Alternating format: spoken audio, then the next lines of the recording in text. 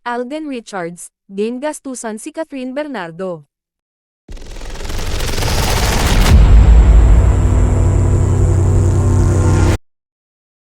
Game na game si Alden Richards nang tanungin tungkol sa panibagong movie with Catherine Bernardo. Sa video na ibinahagi ng ABS-CBN, tinanong si Alden kung may possibility na mag-produce siya ng pelikula nila ni Catherine. Coming soon. Let's go. Saad ng aktor. Bukod kasi sa pagiging aktor, direktor at producer na rin ang Asia's multimedia star. Siya ang founder ng Myriad Entertainment, na kabilang sa nag-produce noon ng Eraserheads reunion concert. Matatandaang naging successful din ang unang film niya with Catherine na Hello, Love, Goodbye. So si Alden Richards na mismo ang nagsabi na looking forward siya sa isang Alden-Catherine Bernardo reunion this year.